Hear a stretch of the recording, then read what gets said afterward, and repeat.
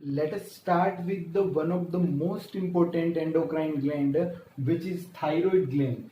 Thyroid gland होती है, उसको अपन लार्जेस्ट एंडोक्राइन ग्लैंड भी बोलते हैं। जो इसका वेट होता है वो 25 से 30 ग्राम होता है और इसकी जो शेप होती है वो एच शेप होती है और ये बटरफ्लाई स्ट्रक्चर भी इसको बोल सकते हैं।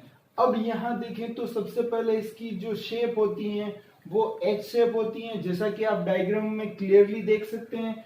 और इसके अंदर दो लोब होते हैं, एक राइट लोब और एक लेफ्ट लोब होता है। और इसकी जो पोजीशन होती है वो वोकल कॉर्ड या एडम्स एप्पल या लेरिंग्स के नीचे होती है और ट्रेकिया के आगे होती है। ये ट्रेकिया से चिपकी हुई रहती है और इसके जस्ट पीछे होती है वो पैराथायराइड ग्लैंड होती है। वो संख्या में 4 होती हैं और उसके बारे में अपन अगली क्लास में कंप्लीट डिस्कशन करेंगे। अब यहाँ देखें तो ये दोनों लोब होते हैं वो आपस में एक स्तमस नाम की एक स्ट्रक्चर से जुड़े हुए रहते हैं। ये एक मस्कुलर स्ट्रक्चर होती है। अब यहाँ देखें तो जो थायराइड ग्लैंड वो सबसे वैस्कुलर ऑर्गन है। It is a very vascular organ. बहुत सारी आर्टरीज और बहुत सारी कैपिलरीज इस वेन से जुड़ी हुई रहती है। अब यहाँ पर देखें तो थोड़ा सा डिस्कशन कर लेते हैं इनके हार्मोन के बारे में। इससे 3 हार्मोन निकलते हैं, एक तो थायरोकेसिटोनिन और एक निकलता है T3 और T4। अब इस थोड़ा और देखें तो यहाँ पर जो ये लोब होते हैं, 2 लोब होते हैं, उनके अंदर थोड़ी छोटी छोटी फॉलिकल्स पाई जाती हैं, उनको हम थायराइड फॉलिकल्स बोलते हैं। और इन फॉलिकल्स के पास में एक स्ट्रक्चर होती है जिसको अपन फॉलिकुलर सेल्स बोलते हैं। जैसा कि आपको नाम से पता चल रहा है कि ये जो फॉलिकल है उससे बाहर हैं, इनको सी सेल भी बोलते हैं। अब यहाँ पर देखें तो ये सी सेल्स होती हैं वो एक हार्मोन सीक्रेट करती है जिसको अपन थायरोकेल्सिटोनिन हार्मोन बोलते हैं। ये एक पेप्टाइड हार्मोन होता है और इसमें आयोडीन नहीं होता है। और ये जो पैराथ हार्मोन होता है उसको अपन कोलिप्स हार्मोन भी बोलते हैं। उसका ये एंटागोनिस्टिक होता है। किस तरीके से होता है उसके बारे में देख लेते हैं। तो ये जो थायरोकेल्सिटोनिन हार्मोन होता है उसको अपन हाइपोकैल्सिमिक हार्मोन भी बोलते हैं, क्योंकि ये ब्लड तथा जो एक्स्ट्रा सेलुलर फ्लूइड होता है वहां पर कैल्शियम के लेवल को कम करता है। किस प्रकार से कम करता है? जैसे कि ये मूत्र में ज्यादा उत्सर्जन करता है, किसका? कैल्शियम का। और जितना भी ब्लड में जो भी होता है वहां पर कैल्शियम होता है उसको बोन में डिपॉजिट करने का फंक्शन ये करता रहता है। और यहाँ देखें तो ये क्या करता है कि जो इसकी अगर कमी हो जाए, थायरोकेल्सिटोनिन की अगर कमी हो जाए तो इससे जो दांत कमजोर हो जाते हैं, हड्डियां कमजोर हो जाती है। तो इस तरीके से ये फंक्शन करता है। अब यहाँ देखें तो ये थायरोकेल्सिटोनिन का जस्ट विपरीत कार्य होता है, वो पैराथ हार्मोन का होता है। अब यहाँ थोड़ा अपन देखें तो ये जो थायराइड फॉलिकल है उसका मैंने यहाँ पर उसको एनलार्ज करके बताया, उसको जूम करके बताया है। तो इसके चारों तरफ छोटी छोटी ब्लड वेसल्स होती हैं और जो ये थायराइड फॉलिकल होती है उसको अपन एसिनी भी बोलते हैं। और ये थायराइड फॉलिकल्स होती हैं उसके चारों तरफ क्यूबोइडल एपिथेलियम होती है। अब ये क्यूबोइडल एपिथेलियम होती है वो बड़ी इंटरेस्टिंग चीज करती है और इसके फंक्शन होते हैं बड़े इंटरेस्टिंग होते हैं। जैसे कि यहाँ जो इसके बीच में जो ये फॉलिकल होती है उसके बीच की जो जगह होती है उसको अपन बोलते हैं ल्यूमेन। और इस ल्यूमेन में एक थायरोग्लोबुलिन नाम का एक ग्लाइकोप्रोटीन पाया जाता है। ये ग्लाइकोप्रोटीन इन क्यूबोइडल एपिथेलियम से ही बनता है। और यहाँ देखें तो ये क्यूबोइडल एपिथेलियम होती है वो जो भी ब्लड स्ट्रीम में जो भी आयोडाइड आयन होंगे उनको एब्जॉर्ब करती है, उनको पकड़कर ल्यूमेन में डालती है। फिर यहाँ से जुड़ने के बाद पूरा जो T3 और T4 का फॉर्मेशन होता है उसके बारे में आगे देखते हैं।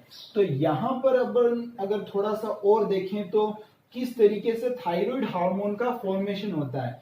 तो यहाँ फॉर्मेशन होने की प्रोसेस को समझने से पहले अपन थोड़ा और डिस्कशन करते हैं कि क्या होता है एक्चुअल में।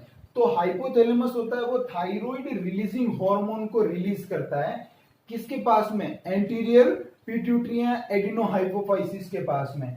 एंटीरियर पिट्यूटरी होती है वो थायराइड स्टिमुलेटिंग हार्मोन को रिलीज करती है, वो इस थायराइड ग्लैंड के पास में आता है। अब यहाँ पर ये थायराइड ग्लैंड के पास में आता है और थायराइड ग्लैंड होती है वो थायराइड हार्मोन का फॉर्मेशन को शुरू करती है। और ये फॉर्मेशन किस तरीके से होता है वो देखते हैं। तो यहाँ तो जो थायरोग्लोबुलिन तो इसके अंदर अवेलेबल रहता ही है, और यहाँ से ये क्या करती है, आयोडीन का अंदर अपटेक करती है, अंदर लेने का कार्य करती है। तो आयोडीन और जो थायरोग्लोबुलिन होता है वो ग्लाइकोप्रोटीन होता है, और प्रोटीन अमीनो एसिड से मिलकर बने होते हैं। और ये अमीनो एसिड होता है वो इसमें जो मेन अमीनो एसिड पाया जाता है वो टायरोसिन अमीनो एसिड होता है।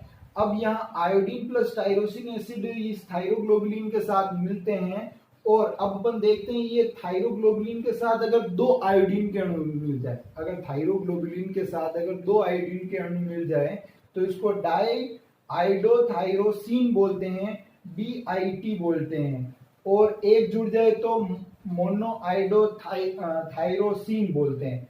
अब यहाँ पर दो DIT आपस में मिल जाएंगे तो T4 बना देंगे, जिसको थायरोक्सिन हार्मोन बोलते हैं।